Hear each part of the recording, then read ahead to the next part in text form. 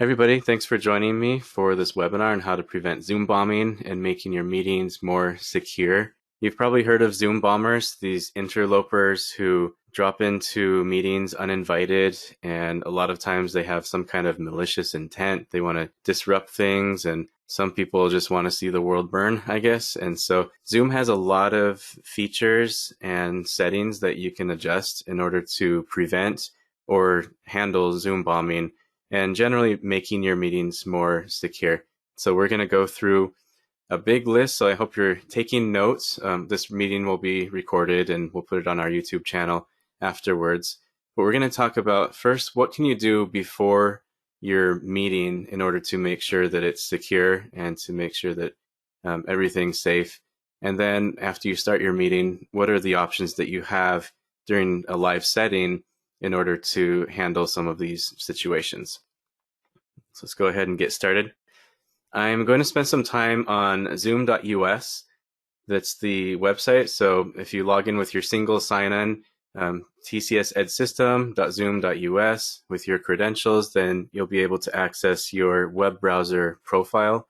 And that's different than if you have the desktop client, which looks like this. I'm going to be spending more time on the Windows browser, the Chrome browser, the internet browser, to adjust the settings. You can get to those settings from here as well by clicking on your profile, and then when you click settings, then it'll take you over there. So I'm going to hide this for now and spend the time on zoom.us.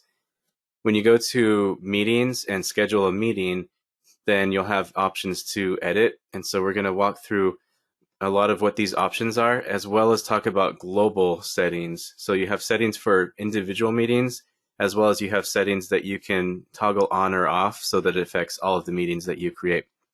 And so we'll talk through these options. First thing, before you create your meeting, or as you're creating your meeting, before you administer your meeting, you can require people to register for the meeting by clicking this register required option right there. And what that does is that people have to enter their name, their email address in order to register. And then when they attend the meeting, they're going to have to put that same name and email address to enter the meeting. So that's the first option right there. The second option that I recommend is generate automatically your meeting, as opposed to using your personal meeting ID, which never changes. And I never use this. Some people do, because it's just easier that they can have one link that they always share with people. But I prefer to generate automatically a meeting for a unique purpose. And it can be a recurring meeting if it's a class meeting, for example, and you don't want to have a new link every single week. You just want to have one link for your OLC 512 class that they'll use for the entire semester. Then you can recur that meeting if you want. But I would have a unique meeting ID for that class as opposed to your personal ID, which never changes. And when you generate that, you can automatically generate a passcode as well that they have to enter. This can be alphanumeric.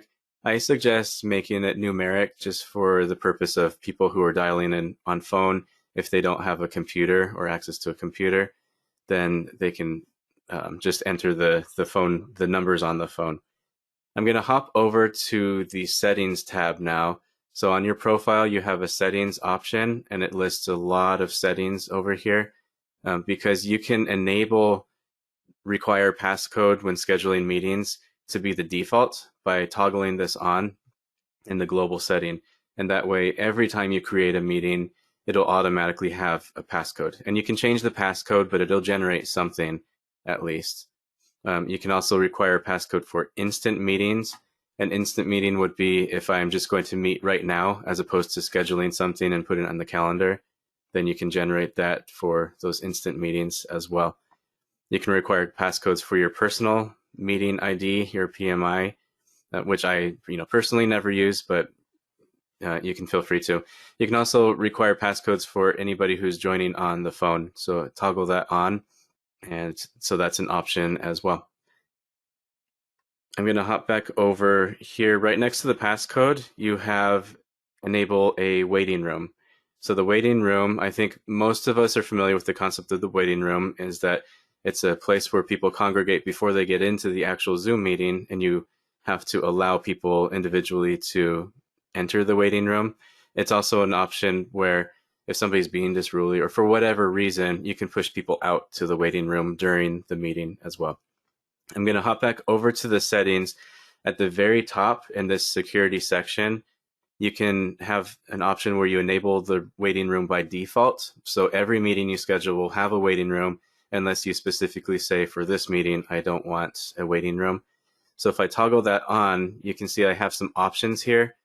So who should go to the waiting room? Do you want everybody to pass through the waiting room, or just people who are not in our account, or people who aren't in our account and are not part of allowed domains? And you can say, what are the domains? It could be the chicagoschool.edu, saybrook.edu, pacificoaks.edu.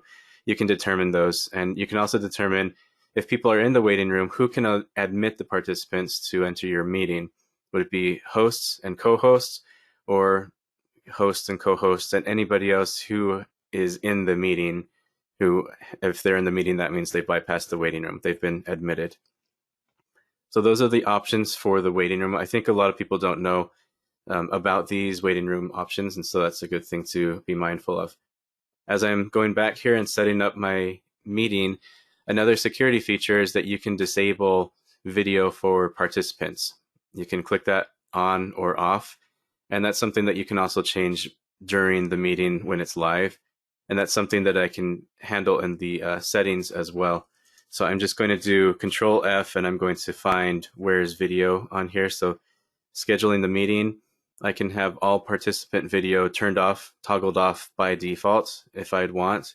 And then if I want them to share videos, I would just do that for the meeting or while the meeting's running. So those are the options for video. And the reason why that would be something secure is because then you have more control over, who's sharing their screen, and so that you can make sure that, okay, everybody here should be here. There's no strange person who shouldn't be in our meeting, and then you can allow them to share their video. Let me look at my notes real quick. Muting participants is something that I do this as a courtesy, so that when people are automatically logging into the meeting, they're muted. And that way it allows them to have a moment so that they can be mindful of the ambiance, their surroundings, make sure, okay, the dog is put away in the other room and that everything is good. And then people unmute themselves when they're ready. And by default, maybe you want everybody muted anyway, and you only want them to unmute themselves when it's purposeful, when they have something to contribute. Otherwise, we'll keep it muted. And when we run a meeting, I'll show you how you can allow people or unallow people to unmute themselves. In other words, they might have to ask you permission to unmute themselves, and then you grant them permission. So we'll look at those options. And you can also have that option here in the audio. I'm going to search for request permission to unmute. All right, it's in here in the in-meeting advanced section. There's this called request permission to unmute. Let me unhide that. You can toggle that on if you'd like, and that way all your meetings, everybody's going to be muted, and they have to ask permission every single time when they unmute themselves. I don't have that toggled on because my meetings are usually small, so you have to gauge also, do you tend to run meetings that are small classes and department meetings, or do you ever do meetings that have 30, 50, 100 people in them? So you have to be mindful that the larger meetings, it's harder to monitor that stuff. So you can have it so that people always have to request to unmute themselves. Another option here is require authentication to join. You can select that, and that way they have to be signed into Zoom. And if I do a search here for, let's see, only authenticated users can join meetings in your global settings, you can toggle that on or off if you'd like. And so, yeah, to be mindful of those options as well. Another thing I'm going to search for on this page is file transfer, which I think by default, file transfer is toggled off, meaning people cannot transfer files during your Zoom meetings. but you can enable that to, turn it on so that the host and the participants, they can be exchanging files throughout your meeting. And that could be useful in some situations. And you can say, okay, I only want certain types. I only want documents or spreadsheets or PowerPoint presentations, for example. Only certain file sizes. I don't want them to be huge file sizes. So how many megabytes do you want it to be? So you can determine that if you regularly conduct large meetings with 50 people or something, you might consider having that toggled off just for safety reasons, so that people aren't sending files that you don't know what they contain.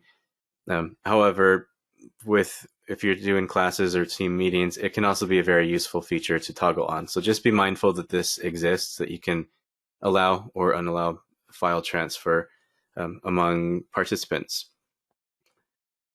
I'm going to look now for Rejoin.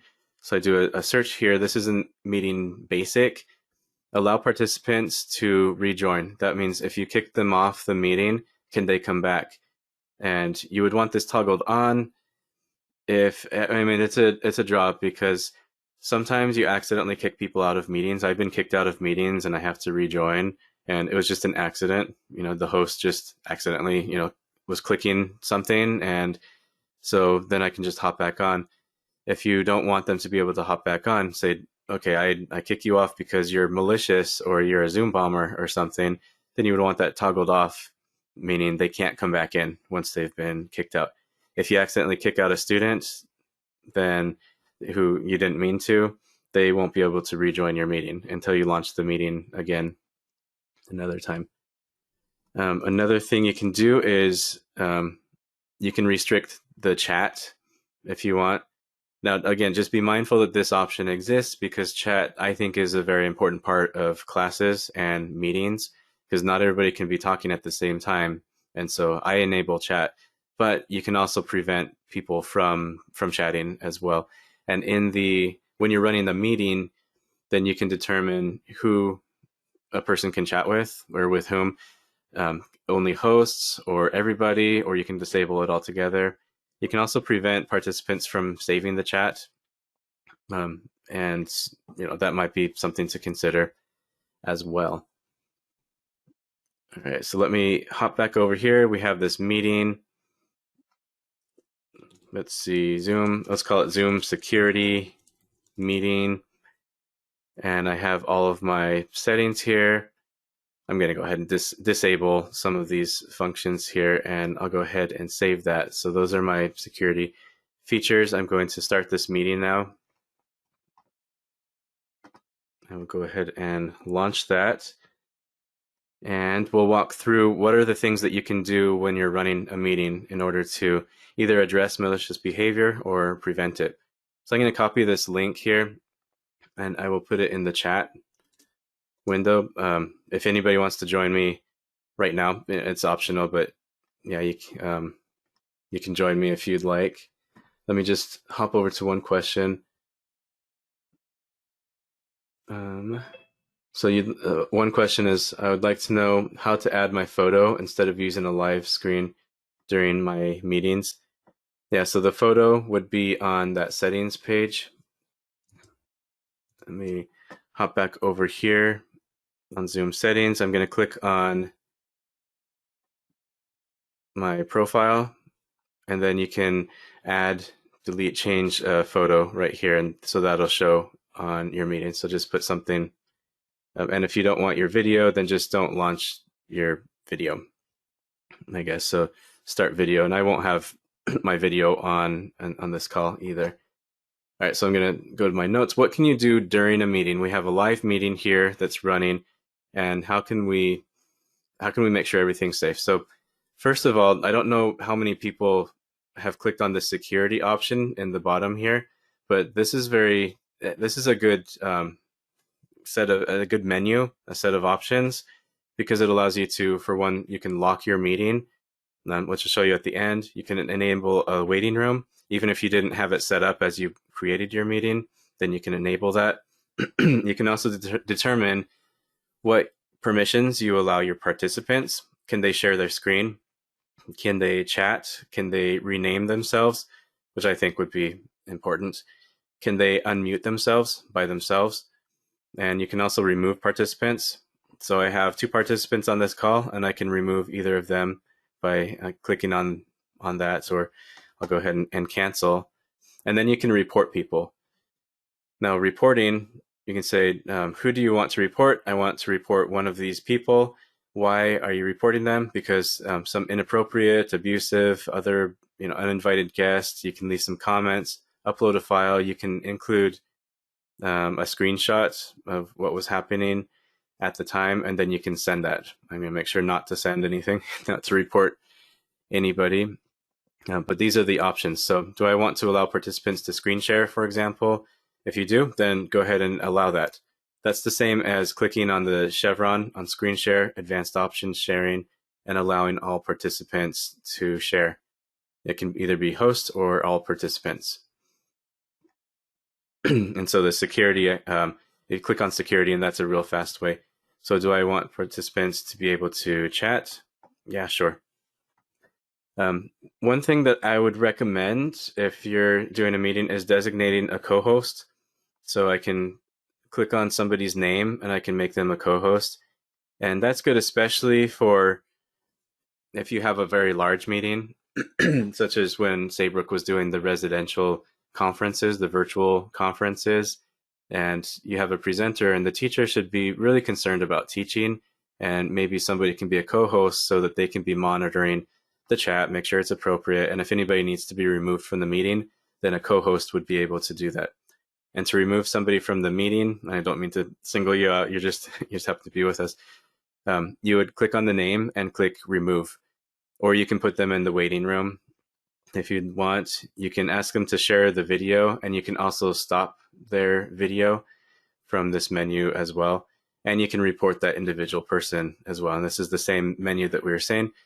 Here's the name, and I can drop down. I guess I'd have to drop down from here. I guess I can't report my co-host, which I suppose makes sense. And then you can fill out that reporting. For the chat, you can restrict the chat again by going to the security and disabling that. Otherwise, in the chat window, in the bottom, you have the menu here, and you can determine who can people chat with. No one, that would just disable chat altogether. Or can they chat only with the host? Or can they chat with everybody publicly? Or can they chat with everybody, but they can also chat with individuals privately? And so you can enable or disable those things. And you see, since I enabled file sharing at my global settings, I have an option to share files as well from my computer or Dropbox or OneDrive. If you haven't enabled your file sharing at the global settings, then you won't be able to see this link right here. You can also, I'll go ahead and share my screen, I guess, to demonstrate the ability to annotate. So annotations, I have some background. I can annotate with text. I can draw things. I can clear it. I can save things. So drawing would just allow me to, I can draw certain colors and shapes and whatever. If you have a document and you're marking up a document, then that might be a good thing to do. But if you wanted to disable annotations for others, then you would do that in this menu here more, because as is, people can annotate. I don't know if I'd maybe try annotating on my screen. I don't know. I don't remember how exactly you do that. And I can also hide the names of annotators. And so it's a good function that you can get collaborative, and you can have students mark up images or documents together if you wanted to. But know that you can also disable that for others and just have only you annotating the screen. Let me back out. I'm going to stop sharing my screen. A very basic thing would be if somebody's talking and maybe they don't realize the microphone's on, or if they're being disruptive, you can mute them. Now everybody here is muted, so I can ask them to unmute, and if their microphone is on, then this would be an option to mute them. Or I can click hover over their name in the participants folder, and then you can mute them. Since nobody's unmuted, then it's not an option, but that's how you'd mute people. You can also stop participants' video. If either of my participants are sharing videos, then I would have an option to stop the screen sharing. So you can do that. And if you need to do it really quickly, the best way is probably just security and make sure that that's disabled.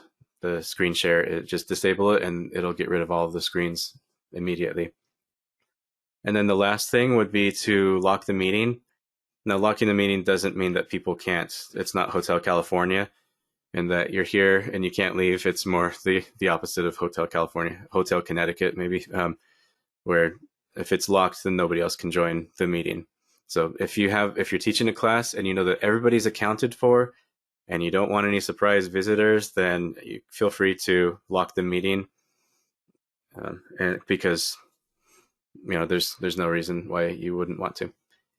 Let me hop over to the questions. Let's answer some of these questions.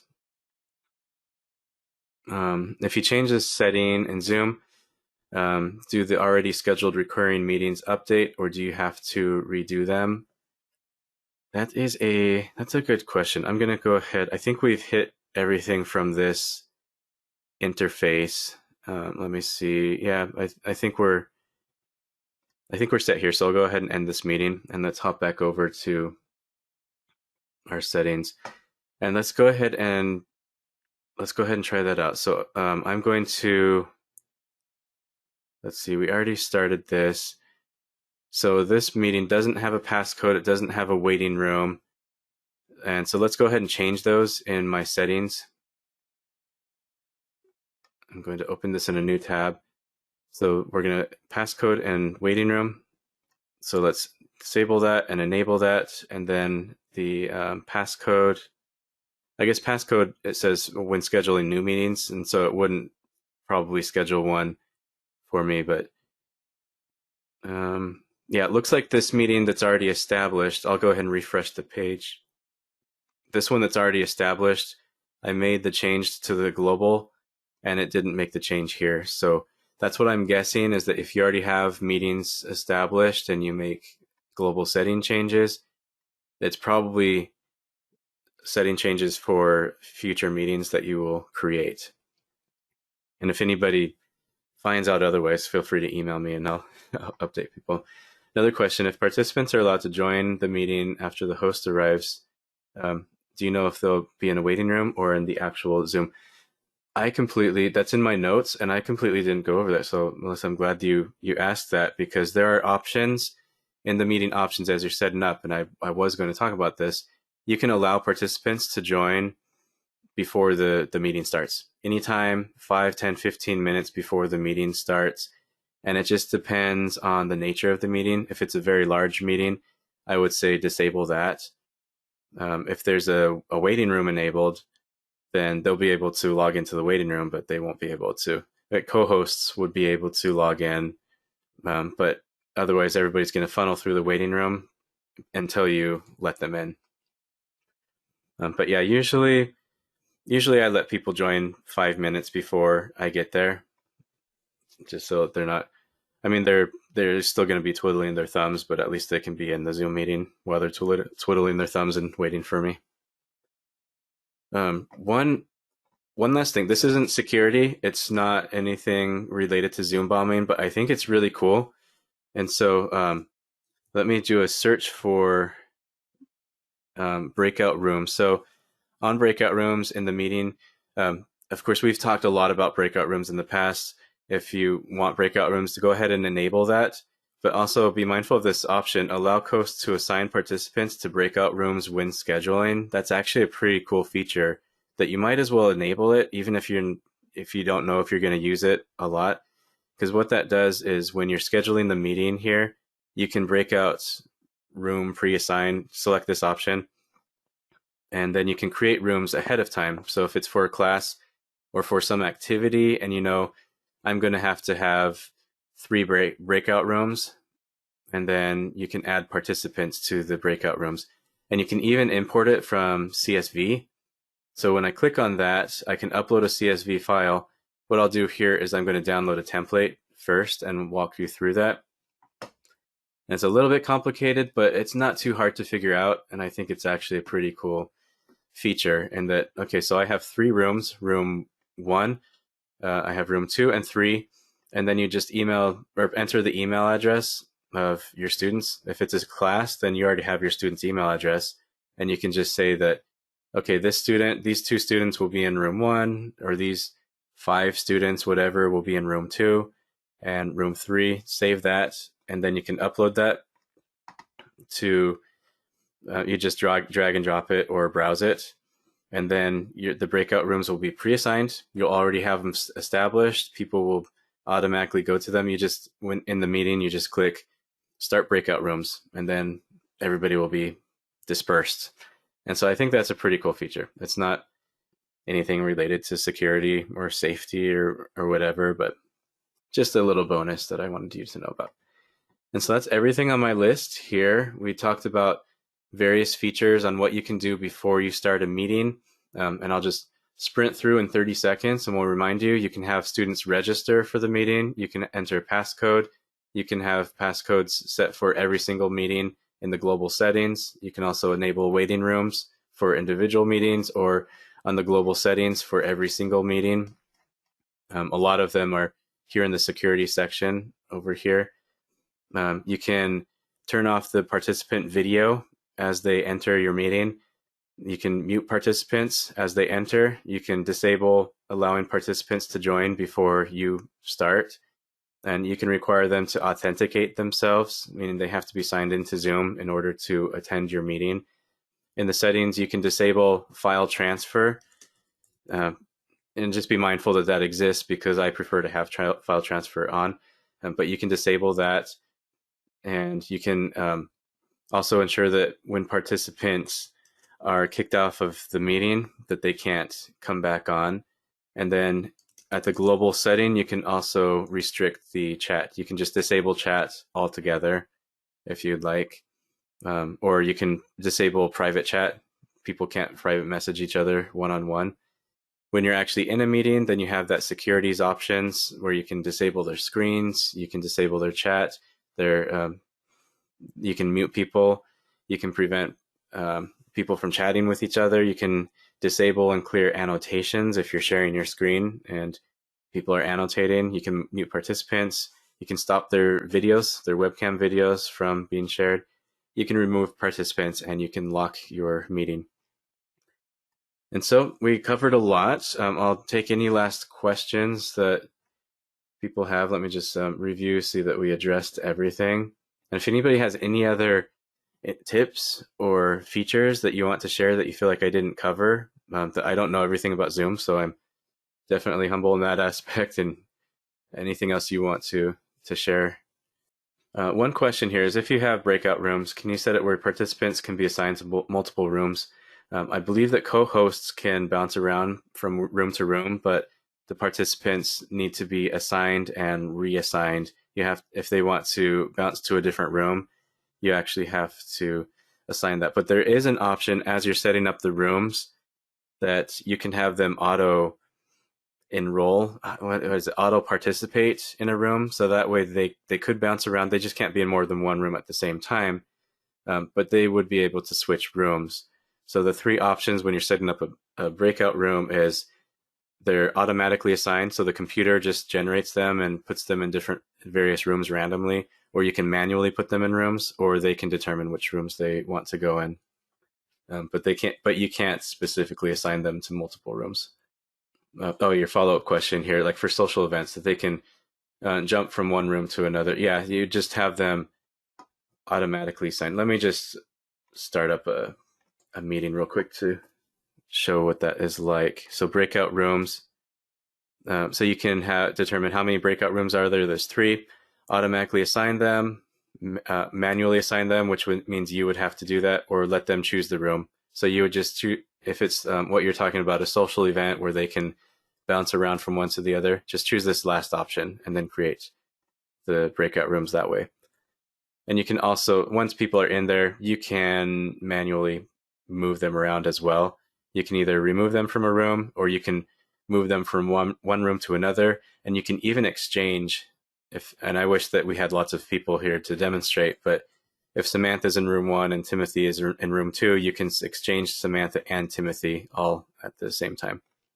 Various options here, and I know the session's not. We actually have other videos on our channel that go into more detail specifically about breakout rooms, but a lot of good options. I really like the concept of breakout rooms in Zoom.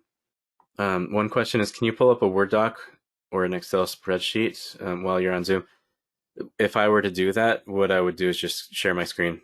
And so I'd click share my screen. You can share a specific program, such as a Word document right here. Here's my Word document that is my meeting notes for this webinar right now. So right now I'm sharing this document with my Zoom attendees, which are nobody. And otherwise, you can just share the entire screen. So put your document on a screen and share that screen. So those are the two ways that you can share documents. If you had the document on OneDrive, then you could actually have people collaborating on a live document as you share the screen. So that could be interesting too. And you could do that with PowerPoint or anything, because OneDrive can support any file sharing. And so, yeah, that would be really interesting. Can I review anything about the whiteboard? I have never used the whiteboard. I'll be honest. It's an option here. I'm starting all kinds of Zoom meetings.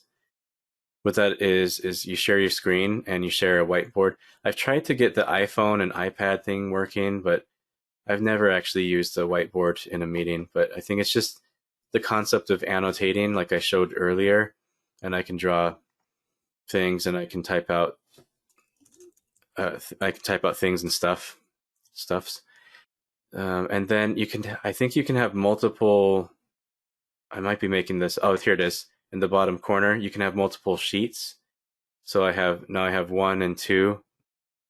And so let me, I don't know, put some stamps everywhere here. I can have another page, and that would be, I don't know, what is this? A diamond. So I can go back and forth between my various sheets. I can find this very useful for certain classes. I've never used it in my classes. But let me review. What was the question about that? Can I review anything about the whiteboard?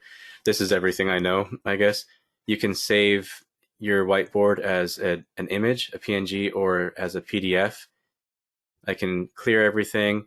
And then in the settings, like I was saying, the only reason I brought up the annotations is that you can disable other people from annotating, so it's only you. Or you can hide the names. If you want people to annotate, but you want it to be anonymous for whatever reason, then you can hide the names. Otherwise, whenever I put something here, it'll put Sean Nufer. It'll have my name or the student's name. You can hide that if you want. Just monitoring the questions. Looks like that's everything. If I missed a question, feel free to type it in again. One person is saying there seems to be more options when you go to the website, zoom.us, as opposed to the app. And yeah, I found that as well.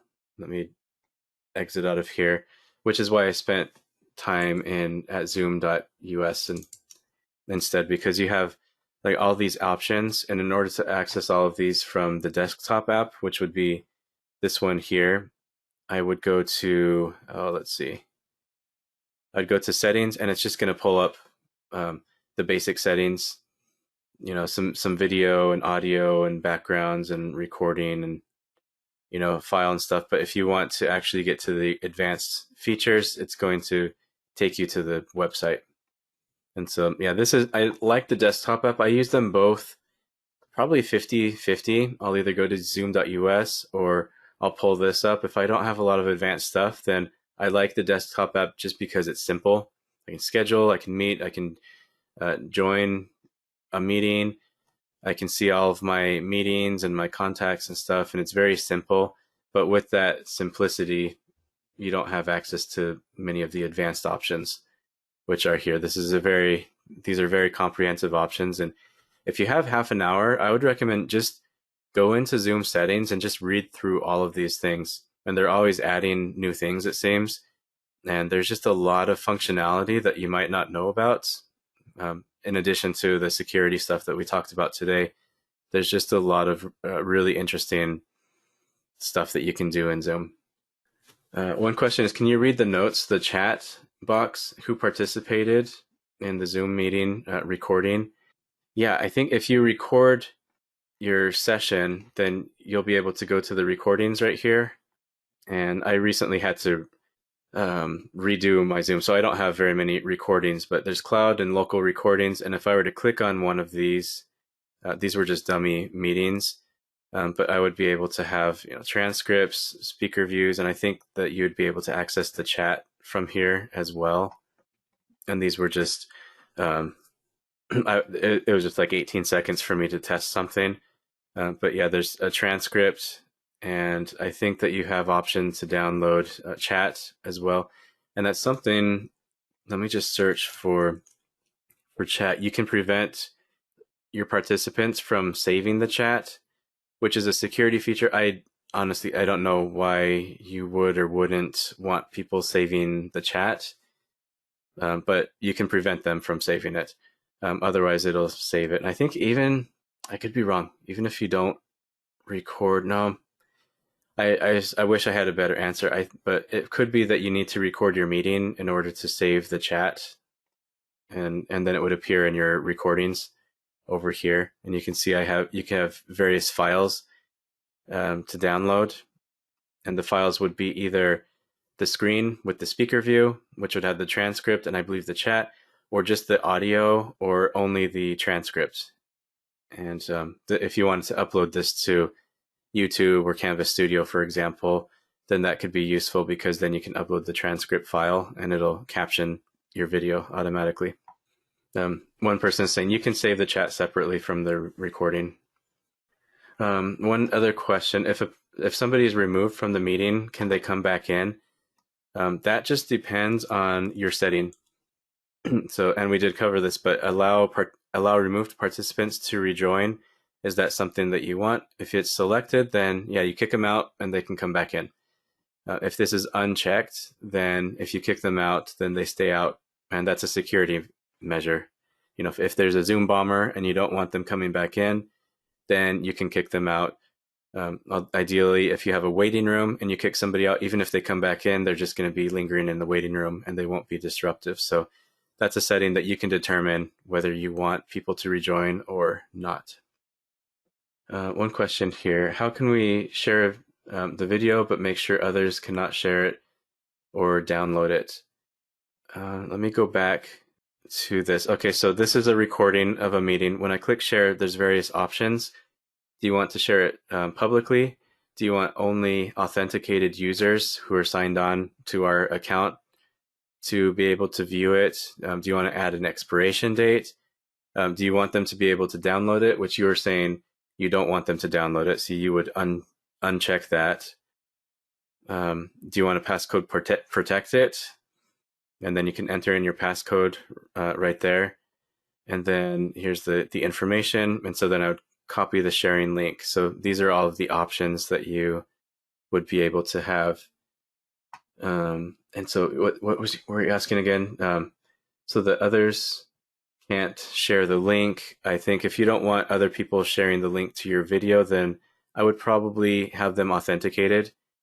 That doesn't mean they can't share the link. That just means that if they're not signed in to Canvas, or if they're not part of our institution, then they wouldn't be able to see the link. But like one student could share it with another student, and I don't know that there's anything that you would be able to do about that. Even if you passcode protect it, the student could share that passcode as well. You can prevent them from downloading. I will mention that savvy computer users will still figure out a way to download it, because just the fact that it's streaming from a server to their computer means that the file is accessible somewhere. And so those are the safety features for sharing your recording. I'm glad you asked that, because I should have, that was an oversight of me, but that would have been a good thing to go over in this webinar anyway. Can you do it on Facebook? I imagine you're asking, can you share the video on Facebook? I think, yeah, what you do is just share the recording publicly. Sorry for my stammering there. Allow them to view the transcript. You want them to be able to download it. If you want it to be a very public video, then there are ways that you can make it public. Don't passcode protect it. Don't add an expiration date. And then you can share the link right here. One thing that I want to to investigate. So here's the link. It's ZQOR. If I change some of these settings here, does it change the link at all? So if I change it to expire in a few days, let's see, it looks like the link is the same. So I guess, yeah, the link doesn't change. And I was looking at that because sometimes when you adjust settings, it actually creates a different link. So you might have one link that's public, one link that is private. It looks like you have to essentially determine the settings for this recording and live with it. And so if you were to make it public and it was private, then that private link would now be public and vice versa. So you're asking about sharing on Facebook, allowing the audience to see it but not reshare it. I'm going to think, just based on our little exploration here, I think in order for them to see it, you could share it on Facebook and have them authenticate themselves in order to view it. And that way it wouldn't be so public. Facebook is generally a very public platform unless you have a private group that has invited participants only. And so, yeah, just have to explore these settings. And I'm a little bit wary of Facebook. You know, that's just personally. I promoted Facebook 5 years ago in academia, and now I kind of don't, just because of privacy purposes. But just my thought is that if you put something on Facebook, just have the mentality that it's public. The government, the NSA, the Facebook engineers, Martians who are auditing our planet, anybody can see it. You know, that's just my personal mentality of my approach to Facebook. I want to thank everybody for attending this webinar on how to prevent Zoom bombing and making our meetings more secure. And I hope to see you all next week.